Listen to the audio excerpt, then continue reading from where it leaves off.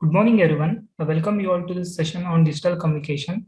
And in our previous session, we were discussing about non-coherent orthogonal modulation techniques. Non-coherent orthogonal modulation applies for cases where when we pass signal through an imperfect channel. So this imperfect channel not just inserts noise, along with this noise, it shifts the phase of the signal, and the phase shift of the signal will be random in nature. So instead of using S1 of t, we'll make use of G1 of t in order to represent the received signal back at our receiver end, that which is also associated with a noise component W of t. So here X of t is in turn equal to either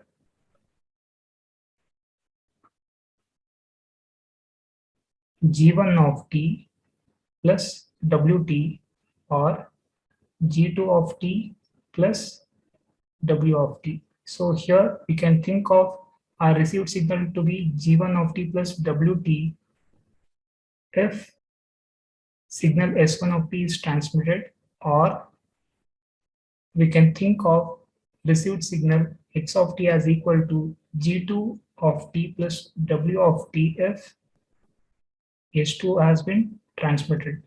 So here only thing is, instead of straight away using S1 of t and S2 of t in these two portions, we are trying to represent it with G, where G is nothing but version of S1 of t that which is shifted by a random phase theta.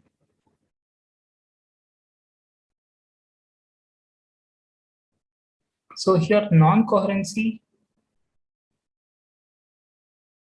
comes into picture because phase information of the carrier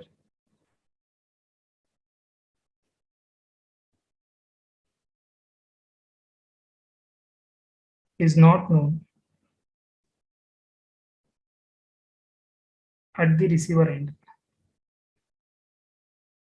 So this kind of non-coherency when associated with the received signal, so we'll go for non-coherent demodulators at the receiver end. And in order to have a better idea about this non-coherent orthogonal modulation technique, so let's go through some of the mathematical aspects of that. So here we have considered a binary signaling scheme that involves use of two orthogonal signals, S1 of t and S2 of t, which have equal energy. Let signaling interval be from 0 to t. Let these two signals be sent over an imperfect channel, and this channel is introducing a carrier phase shift of theta that is unknown or random in nature, and let G1 of t and G2 of t denote the phase shifted versions of S1 of t and S2 of t that results from this transmission respectively. And here we'll make an assumption that signals G1 of t and G2 of t remains orthogonal and have same energy regardless of unknown carrier phase shift. So even though some phase shift is happening theta, that theta will be same for G1 of t as well as for G2 of t. We refer to such a signaling scheme as non-coherent orthogonal modulation. In addition to carrier phase uncertainty, the channel also introduces additive wide Gaussian noise Wt of zero mean and power spectral density n0 by 2, resulting in the received signal x of t, which can either be equal to G1 of t plus W of t, assuming signal S1 is transmitted, or x of t equal to G2 of t plus W of t, assuming S2 of t has been transmitted.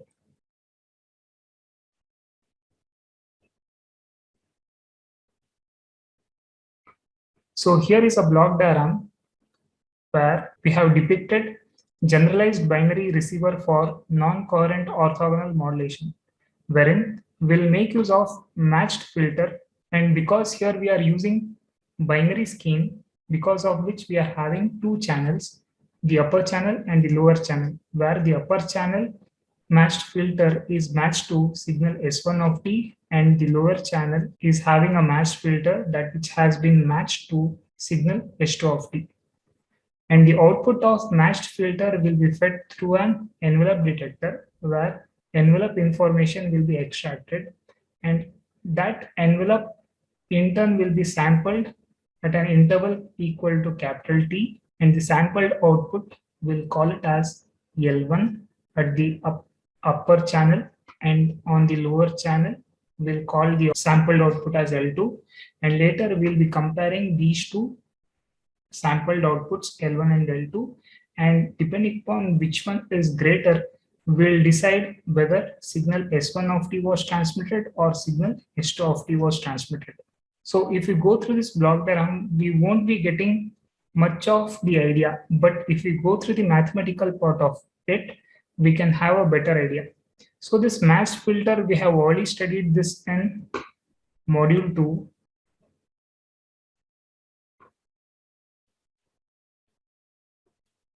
Where we have seen how exactly matched filter works.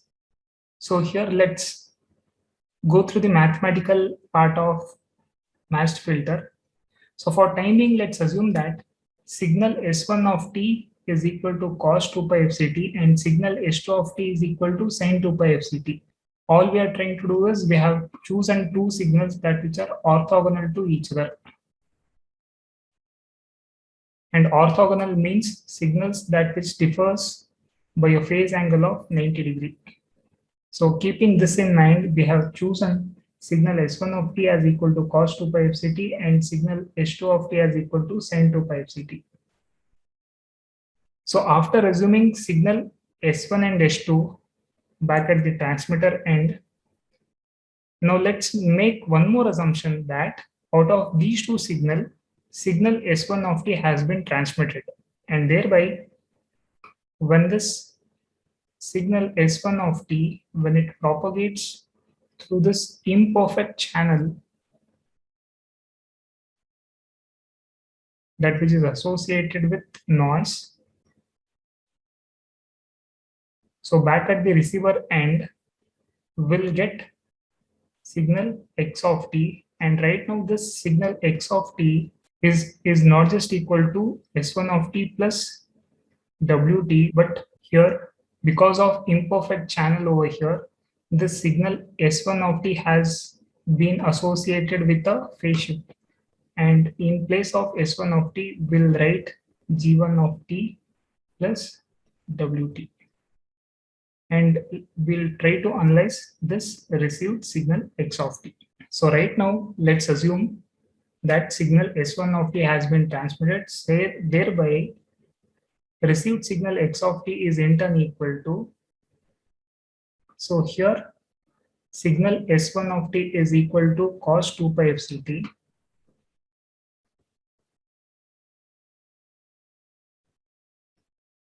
So back over here, we know that signal S1 of t is equal to cos 2 pi fct. But right now, because of improper channel, this is associated with an unknown phase theta. And in turn, I can substitute this entire thing in place of G1 of t. So the same thing we have done over here. So in turn, x of t is equal to cos 2 pi fct plus theta plus wt. Now over here, this is in cos a plus b form, and we can expand this as cos 2 pi fct into cos theta minus sin 2 pi fct into sin theta plus the noise component w of t. And here cos 2 pi fct is nothing but S1 of t, and sin 2 pi fct is nothing but signal S2 of t. Now this is our received signal x of t, and this received signal is made to go through matched filter. This received signal is made to go through the matched filter on the upper channel as well as on the lower channel, where the upper channel matched filter is matched to signal S1 of t, and whereas the lower channel matched filter is matched to signal S2 of t. Now here we already know from module 2 that the output of matched filter is a convolution output. Now let y of t be the output of matched filter. And we know that matched filter output is nothing but a convolution operation.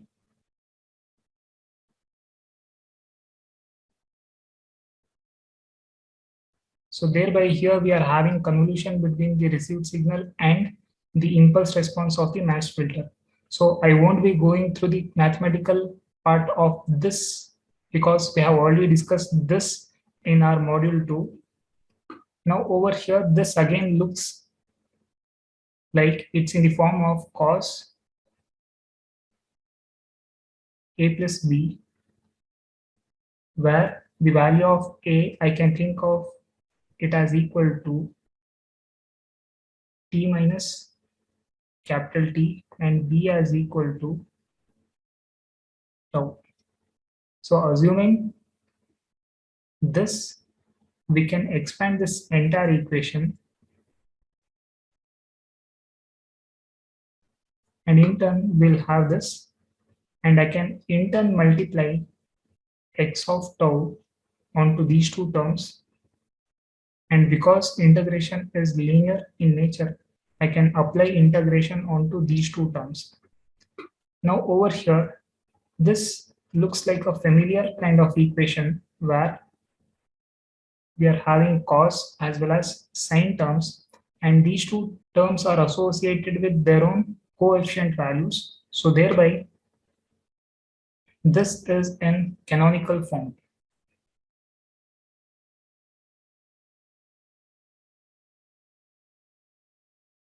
So assuming y of t to be a bandpass signal, we can think of this to be a canonical form representation where the component that which is associated with cos can be thought of as in-phase component, and the term that is associated with sine can be thought of as quadrature component.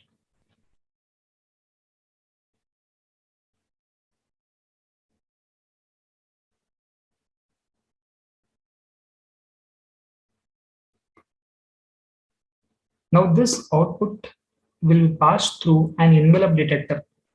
Now before we pass through an envelope detector, here I will call the in-phase component as yc of t, and I will call the quadrature component as y subscript s of t. So because it's associated with cos term, here I have used subscript c, and because this quadrature component is associated with sine term, I have used subscript s. So here down here we have depicted the same, where y subscript c of t is equal to integral x of tau cos 2 pi fc tau d tau. And in a similar way, the quadrature phase component y subscript s of t is equal to integral starting from 0 to t x of tau sine 2 pi fc tau d tau. Now when we make it to pass through, so when the output of matched filter is made to pass through an envelope detector,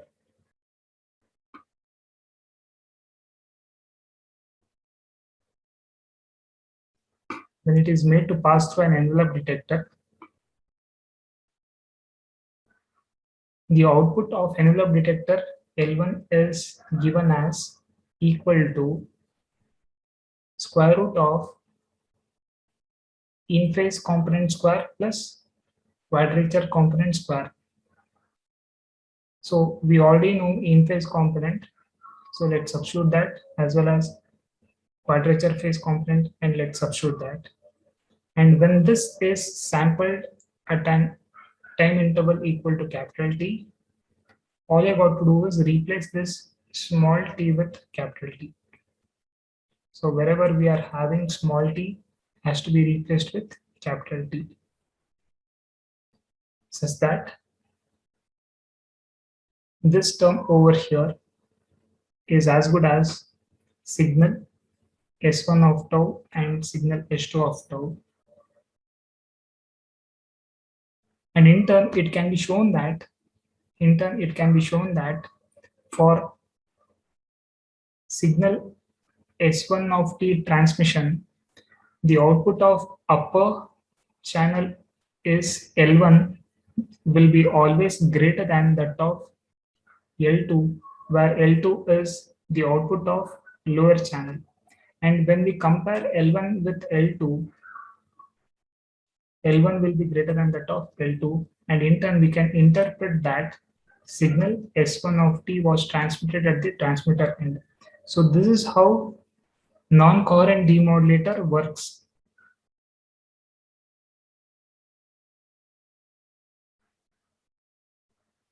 So here let's take up the specific case for BFSK using non-coherent detection, where you can see that we have modified the receiver over here, because right now we don't know the phase associated with our received signal because of imperfect channel. So thereby we have gone to non-coherent detection technique. Whereas while going through our BFSK topic,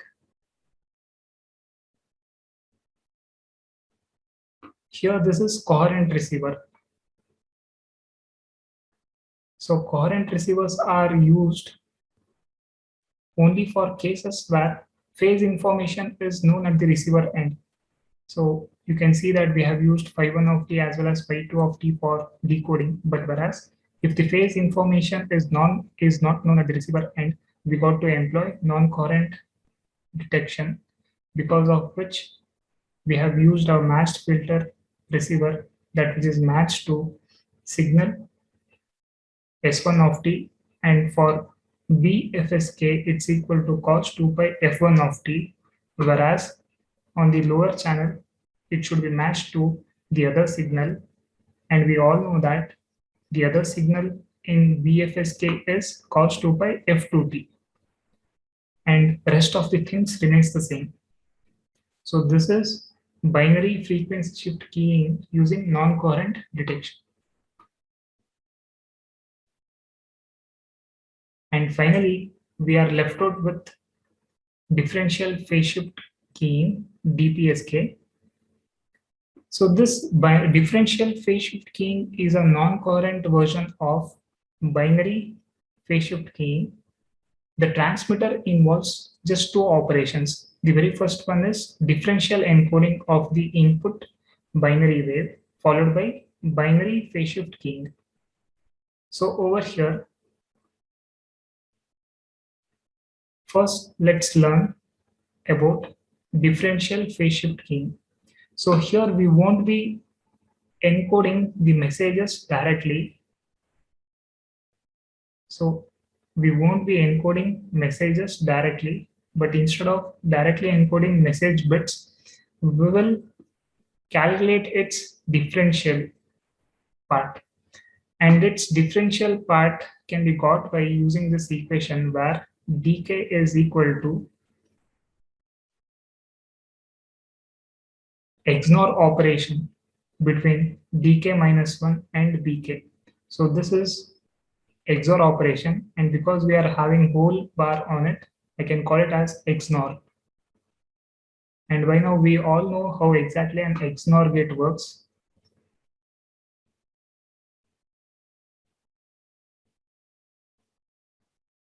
So XNOR gate works in this fashion. For similar inputs, its output will be 1, and for different inputs, its output will be equal to 0. Now over here, so let this be our actual message signal VK 100100011. Now in order to calculate BK, let's make use of this equation where BK is in turn equal to DK minus 1 XNOR with BK. But how can I get DK minus 1? Where this minus 1 represents the time instant. So here, if this is the message at time instant 0, at time instant 1, time instant 2, so this can be thought of as the value at time instant minus 1. So here, because we don't have prior knowledge of this, we'll assume a specific value for dk over here at time instant -1. So all you got to do is associate dk -1, dk plus 0, or just dk. So this time instant is dk plus 1, dk plus 2. So likewise here, because we don't have any prior knowledge about this dk -1, so here we are assuming its value to be equal to 1. So let's conduct XNOR operation in order to get transmitted phase. So now when dk -1 is known, all I got to do is XNOR operation between these two. So what's the XNOR operation between 1 and 1? So if we are having 1 and 1, its output should be 1. So because of which we are getting 1 over here. Now this output reflects as dk -1 for the next upcoming time instant. So thereby this dk -1, when it is XNORed with 0, so one XNORed with 0 will get 0, and again this 0 acts as dk -1 for next time interval, where this 0 XNORed with 0 can be thought of as 0 0, its output is equal to 1. In a similar way, the cycle repeats. 1 XNORed with 1. Again, for similar inputs, output is 1. For different inputs, output is 0. Again, for similar inputs, output is 1. For similar inputs, output is 1. For similar inputs, output is 1. Now here, wherever we are having dk as equal to 1, we'll make sure the transmitted phase is equal to 0. And wherever we are having 0, we'll make sure to transmit a phase of 180, that is represented as pi. So wherever we are having 1, we'll associate transmitted phase 0, and wherever we are having dk equal to 0, we'll associate it with a phase value of pi. So this is the DPSK transmitter, and here is where we are trying to imply the same concept that which we are trying to do in this table.